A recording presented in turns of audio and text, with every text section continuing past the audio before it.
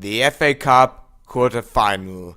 One more win and we're back to Wembley Stadium, where we've been last time in Season 2 when we got promoted through the playoffs. How's it going, everybody? Welcome back to the MILLWALL series. We have this replay game against Nottingham Forest now, and as you can see, there's no bad teams left in this competition. It's Arsenal, Man City and Liverpool who we're gonna face if we're gonna go through. As you can see, this is my team. We're playing at that end, so we have the home field advantage. And we have Chichi and Danny Ings up front, so a lot of pace there.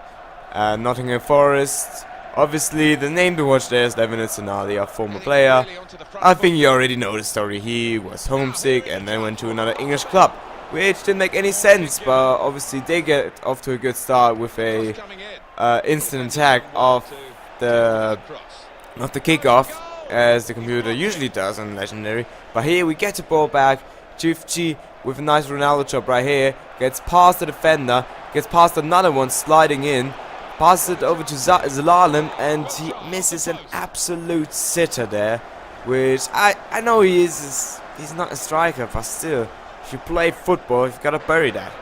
There's really no excuse. But now in the 36th minute, Ings passes it over to Chifchi, who passes it over to Zalalem, and with a beautiful pass, picks out Nadia Chifchi, and it's 1-0 to us, with not even 10 minutes left in the first half. So a very good time to score, I must say. Like in the last 10 minutes before halftime, I think it really gives you a boost. At least it does for me. A bit of boost in confidence.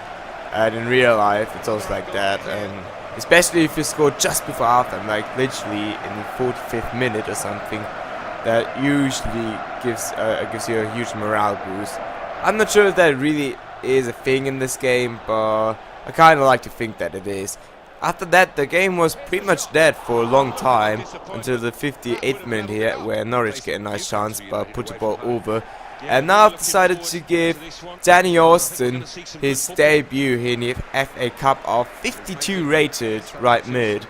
But obviously he has a high potential, and we've called him up earlier. I know if I would have called him up in May, he would have been plus 10 in his attributes or in his overall, but he wouldn't grow in his physical stats, and I really want that for my right mid, so it's a bit of an experiment with him.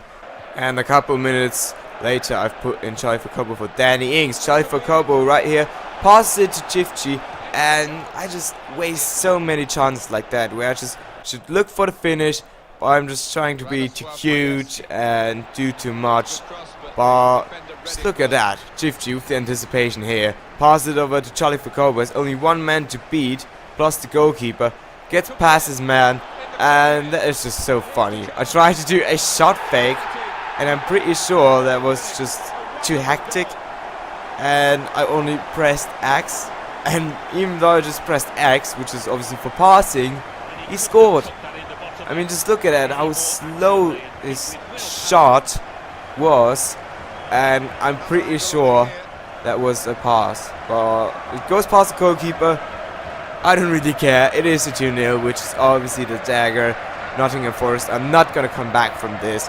And we're going to progress to the semi-final and return to Wembley for at least one game, as the ref blows his whistle here after 5 minutes of extra time, which was a bit too much in my opinion. But I don't know, it's pretty much when there's more than 2 goals scored in a game, the referee always gonna go with 5 minutes of extra time. But anyways, I'm obviously not gonna complain. A solid 2-0 victory, again a clean sheet.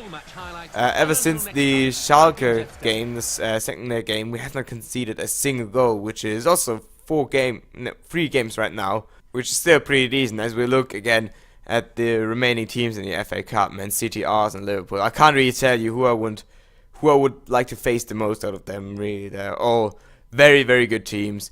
And you may have read the title that we have some awful news, and right here it is. Dominic Anderson, our 18-year-old youngster with so much potential, wants to be sold. I have no idea why. Come on, mate. We have found you from some place in England. We've raised you up, and now you're gonna let us down. What the hell? I decided to put him on the reserves because, I don't know, it might seem a bit childish, but still, in this stage of the season where the games are so important, I want everybody to be absolutely committed to this team. So we're gonna grant him his wish. Obviously, he can only go in the summer transfer window now. And Colombia actually offered me a manager job, and they wanted to reach me the final, which is a bit lofty expectation, isn't it? And also Jack McNulty has accepted the contract offer. Anyways, we now face Newcastle United at St. James's Park, one of my favorite stadiums to play in, actually, in FIFA 15. I don't know, it just looks very nice, in my opinion. So as we travel to the north of England, I was actually feeling pretty confident that we could finally pick up our goal-scoring form in the league. I know, it feels like the last couple of matches in the BPL have just been either 0-0 draws or just 1-0 wins or something like that. Couldn't really put up my best team though, as the game against Nottingham Forest was just a couple days earlier, and I wanted to play a lot of my starters there just to make sure we win this game. As you can see right here, we do have Zivkovic up front though, together with Charlie Verkoubel, but it's Yannick Gerhardt instead of Zelalem, Gnabry, who really isn't that much worse than Roberts, so that's not too bad, and Dele Alli obviously still in, as we can't put in Dominic Anderson anymore because he's a prick. But anyways, this game was very, very tough.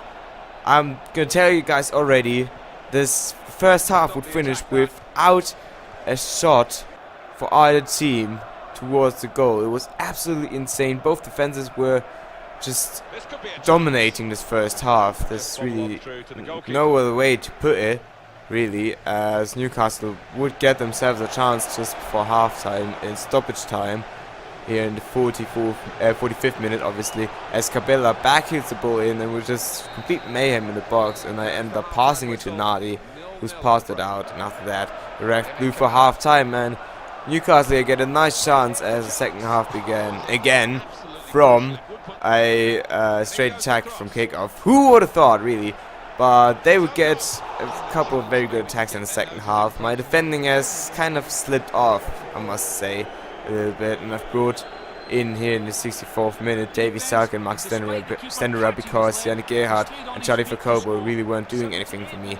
And now just look at that, that was absolutely crazy. Cabela with the shot, Nadi with the save, Campbell hits the crossbar, Neto again a save from Nadi, and then Campbell scores here, and this chopped off because of offside. Wow, that was actually pretty stressful to commentate. Probably didn't even get that right, but I guess you could have you've seen that. There was just absolute chaos there, and Nadi making two saves, them hitting the crossbar, and then also Campbell being offside. It was I just couldn't believe that, really. I have no idea how we have not conceded there.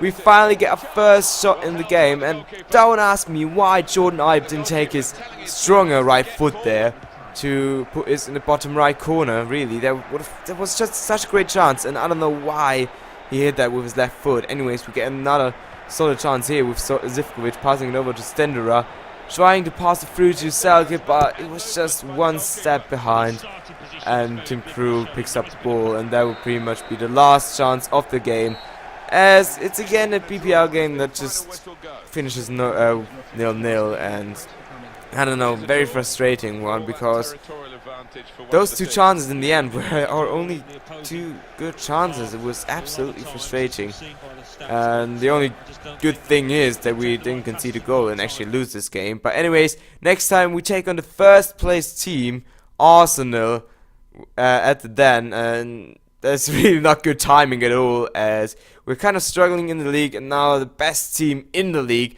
is gonna visit us. But anyways, hope you guys enjoyed it. Leave a like if you did, subscribe for more Mayo Cream and support the series. Till the next time, see you guys then, goodbye.